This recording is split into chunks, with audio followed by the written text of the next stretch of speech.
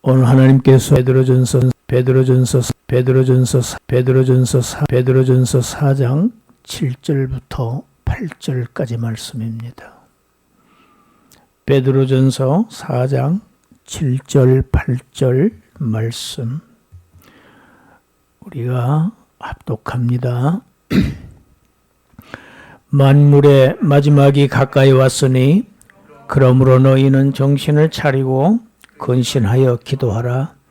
무엇보다도 뜨겁게 서로 사랑할지니 사랑은 허다한 죄를 덮느니라. 아멘. 사랑은 허다한 죄를 덮느니라.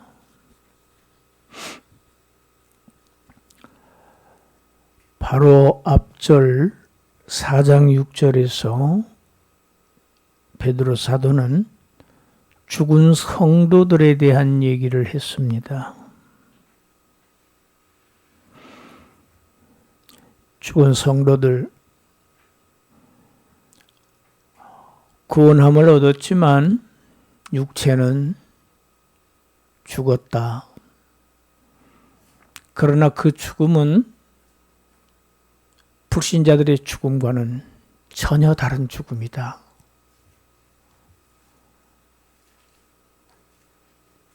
하나님의 사랑을 받지 못하고 죽은 자들의 죽음은 영원한 죽음으로 귀결되지만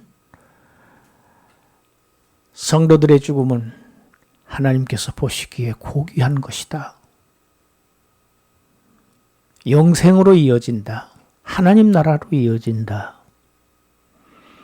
이어서 오늘 본문 말씀 죽은 성도들의 이야기를 한 직후에 만물의 마지막이 가까이 왔다고 선포합니다.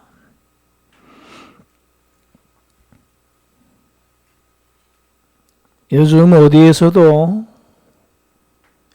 주님 재림하신다는 메시지를 들을 수 없습니다.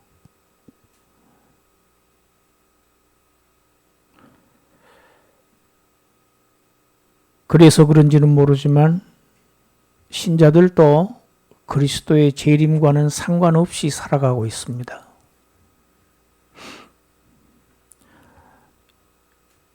(2021년) 새해가 시작된 것이 엊그제 같은데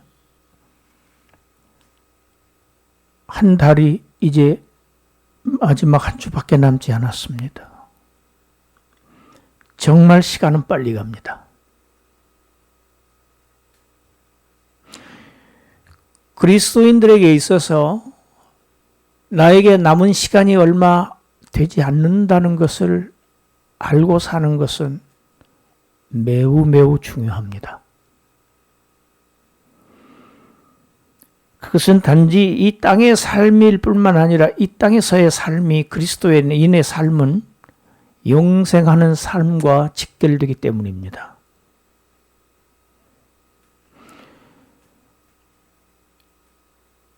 주님께서 곧 오신다. 수많은 가짜 그리스도들이 역사적으로 나타났었습니다. 그때마다 미혹함을 받은 자들이 광신적인 그러한 모습을 보여왔습니다. 양치기 소년의 예가 있지요. 정말 늑대가 나타날 때에는 아무도 믿지를 않았습니다. 오늘이 꼭 그러한 형국입니다.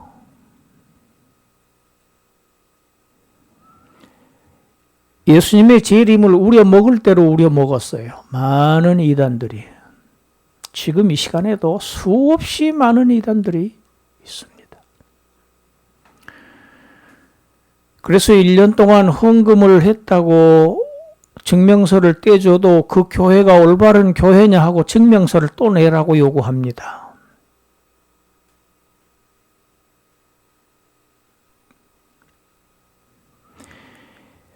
주님의 재림을 기다리는 신자들, 광신자가 되었어도 안 되지만 오늘 밤에 주님께서 오신다면 나는 어떻게 할까? 항상 이 마음을 가지고 내가 오늘 사는 이 오늘이 바로 내 생애의 마지막인 것처럼 살아야 합니다.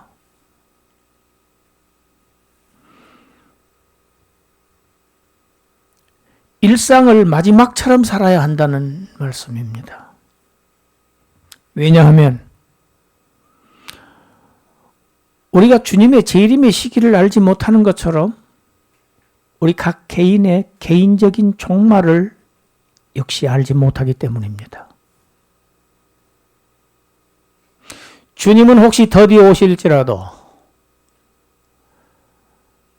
우리가 이 땅을 떠나야 할 시기는 그 어느 누구도 알 수 없기 때문입니다.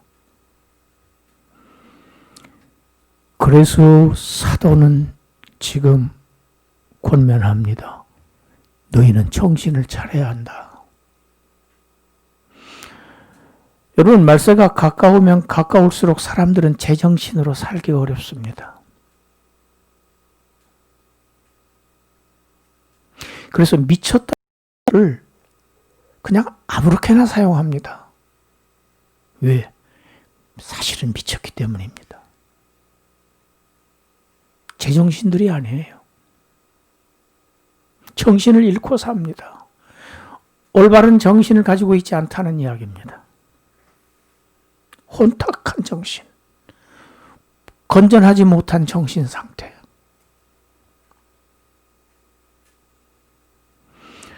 말세가 가까우면 가까울수록, 말세일수록 삶의 자세가 흐트러져입니다. 정돈되지 않은, 근신하지 않는 태도, 흐트러진 자세로 삽니다. 오늘 많은 사람들이 막 살고 있습니다. 너희는 그렇게 살아서는 안 된다. 이 세상 사람들처럼 살지 말아라. 어떻게? 항상 너희 아버지와 하나님과 대화하면서 살아라. 기도하면서 살아라.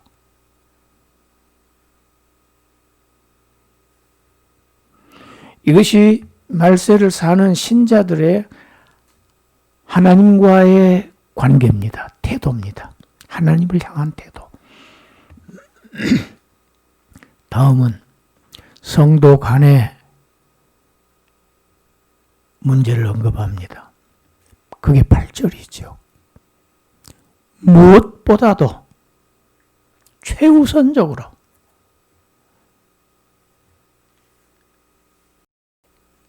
사랑하라. 그냥 사랑하라가 아닙니다. 서로 사랑하라. 그냥 서로 사랑하라. 뜨겁게 서로 사랑하라.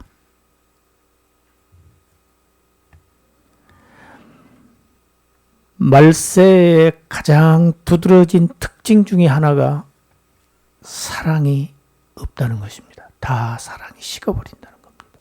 교회도 사랑이 식습니다. 에베소 교회가 그랬죠. 그래서 책망을 받았습니다. 처음 사랑을 잃어버린 교회. 오늘날 교회가 그렇습니다. 에베소 교회입니다.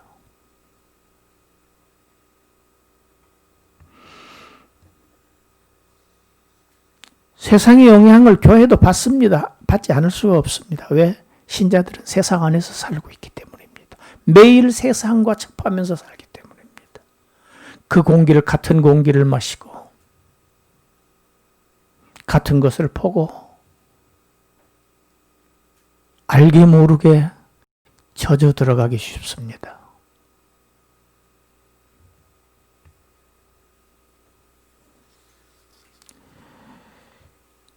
하나님을 대적하는 것이 세상이라는 것이 성경의 정의입니다.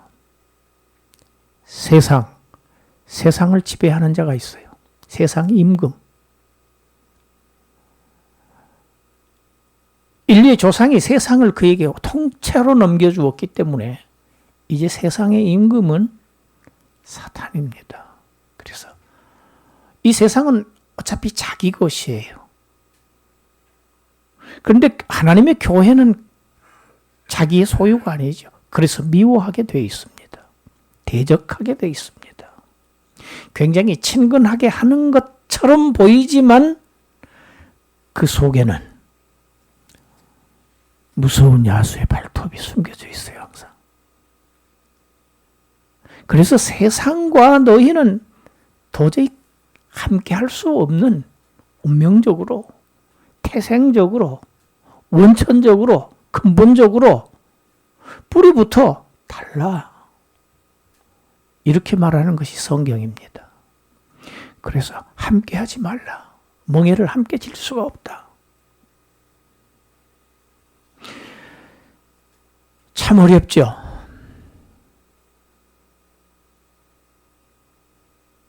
이러한 이질적인 두 존재가 함께 공존한다는 사실이 참 우리의 삶을 어렵게 만듭니다. 그래서 얘기하는 겁니다, 사도는. 세상은 가면 갈수록 자꾸 교회를, 하나님의 자녀들을 미워할 수밖에 없게 돼 있어. 이스마엘이 이삭을 핍박했던 것처럼 약속의 자녀를, 약속 없는 자들이 자꾸 구박합니다. 힘들게 합니다. 왜? 이곳은 그들의 본거지이기 때문에. 그러면 그럴수록 하나님의 사랑을 받은 교회 안에는 사랑이 흘러넘쳐야 한다. 뜨거운 사랑이 흘러내려가야 한다. 여러분, 사랑이 없으면 서로 상대방의 허물을 들추어내기 마련입니다. 이것이 베드로 사도가 지금 극심한 핍박을 앞두고 있는 자기의 독자들에 대한 가장 큰 염려입니다. 사랑이 없으면 줍니다. 서로 고발하고 고소하고 서로 이룹니다.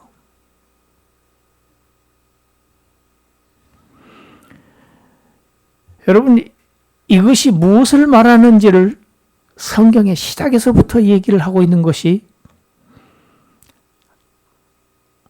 에덴 동산 사건입니다.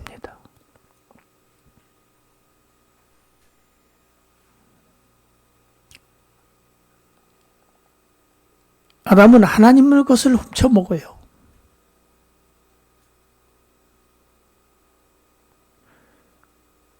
자신에게 주어진 자유를 자신에게 해가 되도록 사용해요. 그것이 선악과를 따먹는 겁니다. 하나님의 명을 어기는 겁니다. 그리고 그는 어떻게 합니까? 숨습니다. 그런 일이 없었거든요. 죄는 하나님으로부터 숨을 수밖에 없습니다. 죄인은. 왜? 나타나면 죽음이거든요. 심판이거든요. 그러나 하나님은 자신의 명을 거역한, 자신의 총애를 받고도 거역한 그 첫 아담을 방치하시지 않습니다. 그를 부르십니다. 창세기 3장 9절부터 11절까지 우리 같이 읽습니다. 여호와 하나님이 아담을 부르시며 그에게 이르시되 내가 어디 있느냐? 아담이 대답합니다. 10절 내가 동산에서 하나님의 소리를 듣고 내가 벗었으므로 두려워하여 숨었나이다. 여러분, 죄인은 심판을 두려워합니다. 죄의 싹은 사망이에요. 필연적입니다. 이것은 공의의 하나님 앞에서 도저히 심판에서 제외될 수 없어요. 그래서 두려워하고 숨는 겁니다. 여러분, 죄의 속성은 하나님과의 친밀감이 없어지는 겁니다. 사랑의 하나님으로부터. 부부간의 친밀감이 없어집니다. 부부간에 벌거벗고 있었지만 부끄러워하지 않았어요. 그런데 부부간에도 옷을 입어야 했습니다. 그 의미는 부부간에도 이제 가려야 할 것이 생겼다는 얘기입니다. 나의 수치. 터놓고 지냈어요, 부부간에. 부끄러워하지 아니하였어요. 그런데 부끄러워해요, 부부간에도.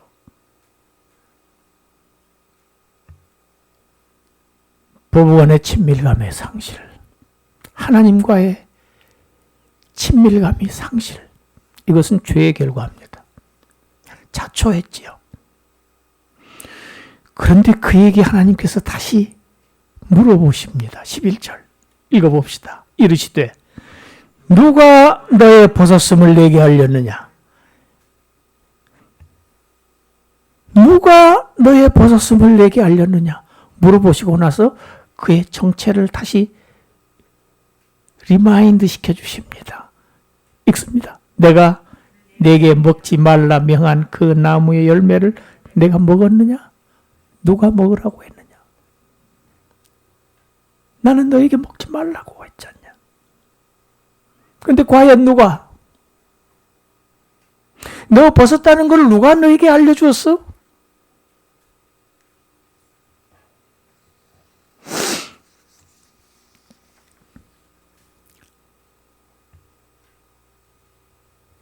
아담과 하와는 그 금단의 열매를 먹으면 하나님처럼 지혜로워질 줄 알았습니다.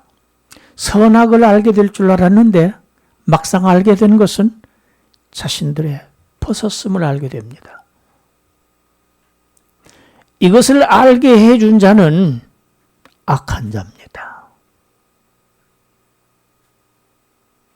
몰랐어요. 아무 부끄러움이 없었어요.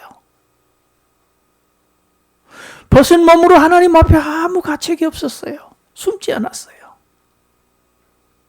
근데 이제는 자신의 행위로 자꾸 무화과 나무로 자꾸 옷을 만들어서 입었지만은 하나님 앞에 못 나타나는 겁니다. 왜? 그 옷은 옷이 아니거든요. 자신을 가려줄 수 없는 옷이거든요.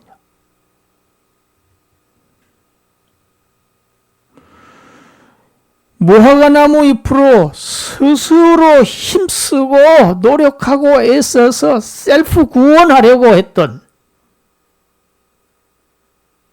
그 환경으로부터 셀프 탈출하려고 했던 그 아담과 하와에게 하나님 보시기에 측은하셨어요. 매일매일 날마다 시시마다 그 짓을 하고 있는데 그것은 그를 가려주지 못하거든요. 어느 날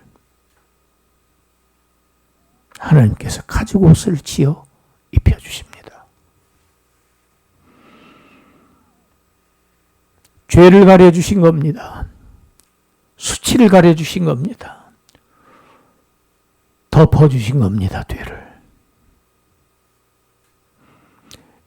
하나님이 입혀주신 이 가죽 옷, 죄인을 향한 하나님의 사랑이죠. 또한 죽음으로 죄인들의 죄를 가려주실 그리스도의 은혜를 미리 보기 해주신 겁니다. 예표해 주신 겁니다.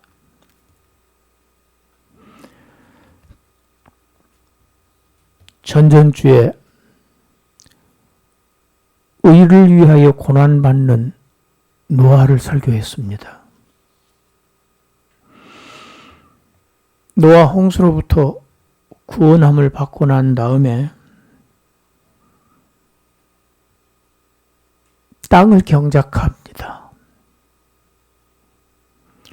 포도 농사를 시작합니다.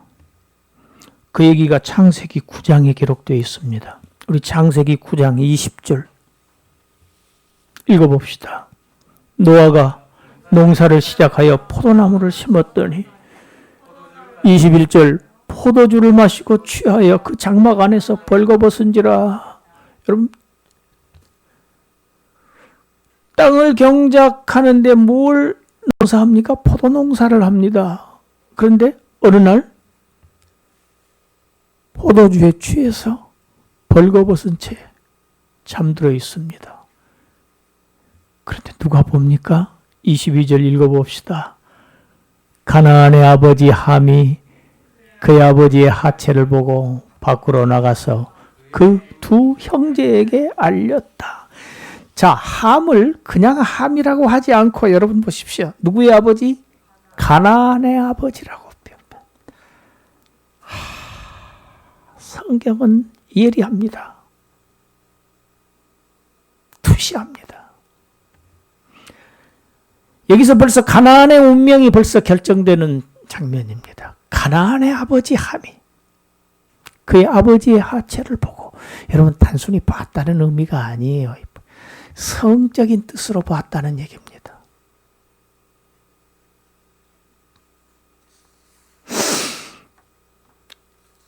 성적인 마음을 가지고 아버지의 하체를 봤다는 얘기입니다.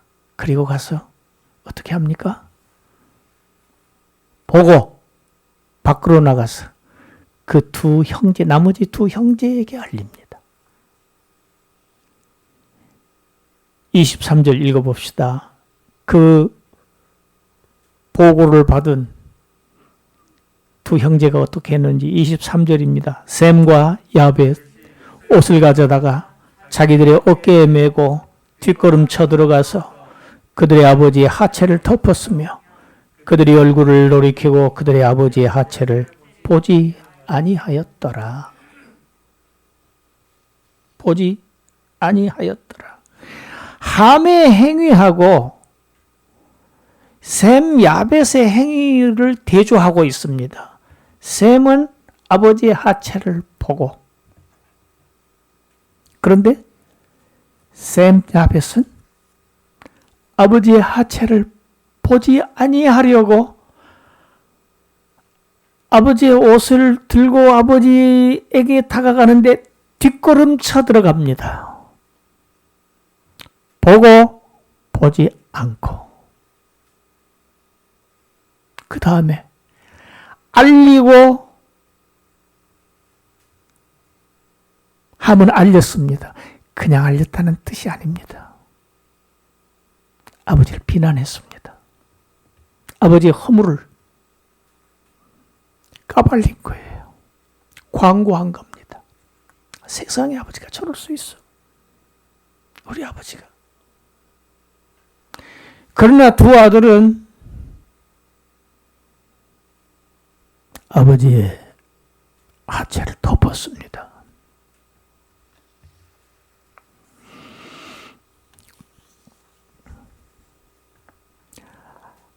아담의 벗었음을 아담에게 알린 자는 사탄입니다. 함은 그 행위를 본따서 한 겁니다.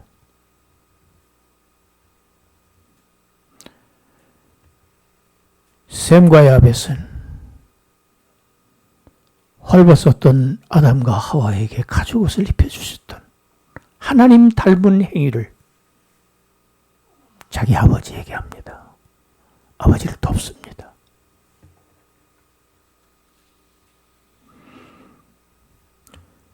술이 깬 노아 어떻게 하는가 봅시다. 9장 24절부터 27절까지 읽습니다.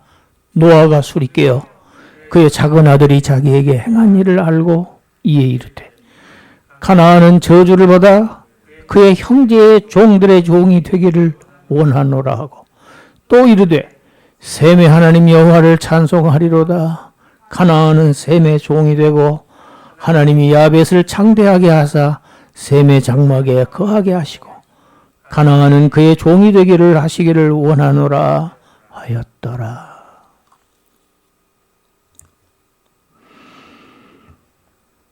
구약에서는 아버지의 축복이 하나님의 축복이다. 하나님은 후손들을 축복할 때에 아버지의 권위를 통해서 축복하는 것이 하나님의 축복이었습니다. 축복하는 방식이었어요. 저주 역시 마찬가지입니다.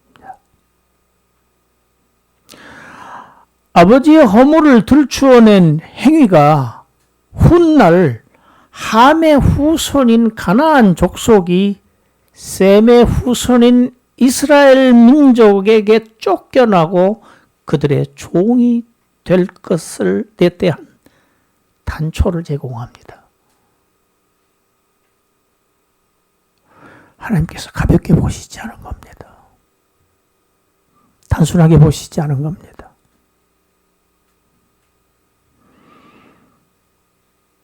여러분, 우리 여기서 주님이 가르치신 기도 한 대목을 읽어봅시다. 마태복음 6장 12절입니다. 읽습니다.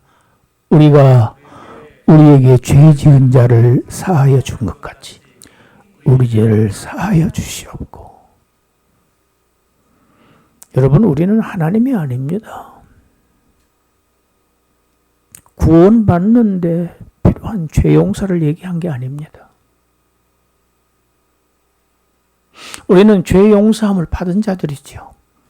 1만 달란트 탕감받은 자들입니다. 도저히 평생을 갚아도 갚을 수 없는 죄의 빚. 그걸 탕감받았어요. 조금 깎아준 것도 아니에요. 아예 탕감받았어요. 없는 것처럼. 할렐루야. 이게 칭입니다. 아예 처음부터 죄를 짓지 않았던 것처럼 주시는 것. 여러분, 이것이 칭의의 개념입니다. 의로운 자라고 불러주시는 겁니다. 그 은혜를 받은 자들, 우리에게 사소한 허물 있는 우리의 형제의 허물 용서해야 된다는 얘기입니다.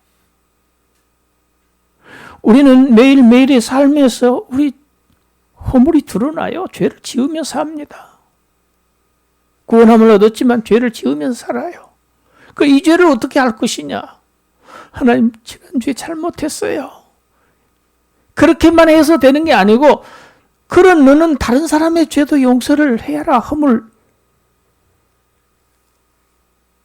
포용해라. 왜? 너는 그보다 더 비교할 수 없는 은혜를 받은 사람 아니냐.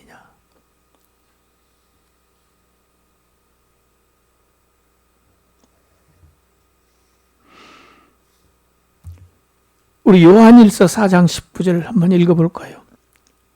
우리가 사랑함은 그가 먼저 우리를 사랑하였습니다. 그가 먼저 우리를 사랑하였기 때문에 우리는 형제를 사랑해야 합니다. 사랑은 의무입니다. 선택 과목이 아니에요. 필수 과목입니다. 그리스도인들에게는 그렇습니다. 왜? 저들은 사랑을 받았기 때문에. 반드시 사랑해야 합니다.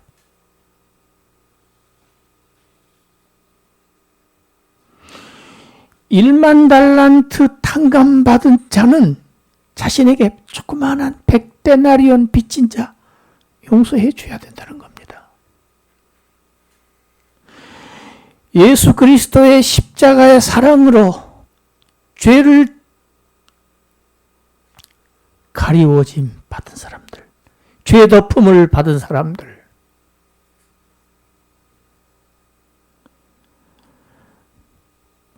우리도 다른 사람의 허물을 덮어야 된다. 용서해야 된다. 그럴 때 하나님께서 우리의 죄도 사해 주신다. 그래서 마태복음 6장 12절은 이건 서원이에요. 서원. 제가 아버지께 모든 용서를 받은 것 같이 저도 다른 사람의 죄를, 허물을 그냥 포용하겠습니다. 덮겠습니다. 그러하니 저의 허물들, 일상에서 짓는 잘못들 덮어 덮어주세요. 너희는 이렇게 기도해라. 그렇게 살아라. 여러분, 용서하는 자가 용서받습니다.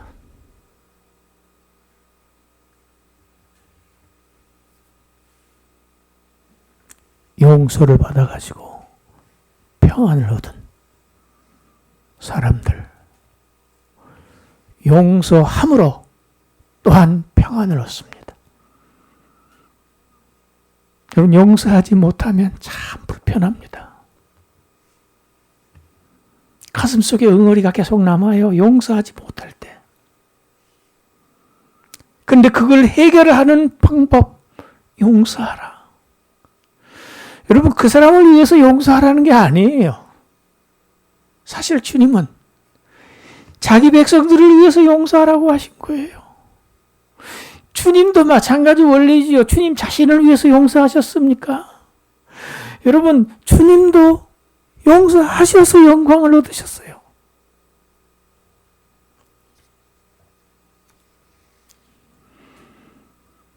우리가 사랑하는 것은 하나님께서 우리를 먼저 사랑하셨기 때문에, 그 사랑을 먼저 받았기 때문입니다. 보이는 사람을 사랑하지 않고 하나님을 사랑할 수가 없습니다.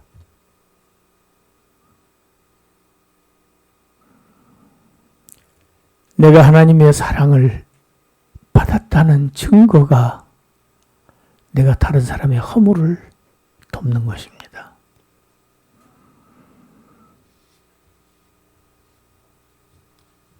오늘 본문, 사랑은 허다한 죄를 덮느니라. 저 여러분들은 이 덮어줌을 입은 사람들, 이제 다른 사람을 덮어야 됩니다. 그것이 하나님의 사랑을 전하는 길이고, 하나님의 은혜를 전하는 길이고, 행복을, 평화를 가져옵니다. 이 말씀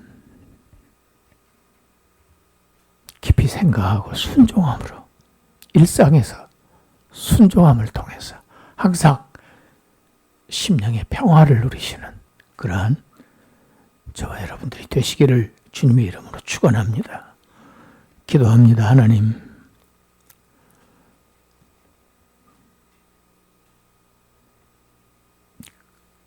청량할 수 없는 사랑을 받은 자들로서 작은 허물도 덮어주지 못했던 우리 자신의 옹졸함과 사랑 없었음을 회개합니다. 돌이킵니다. 말씀의 능력으로, 성령의 도우심으로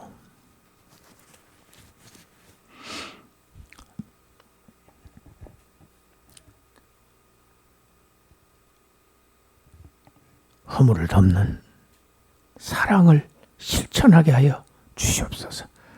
예수님 이름으로 기도드리옵나이다. 아멘.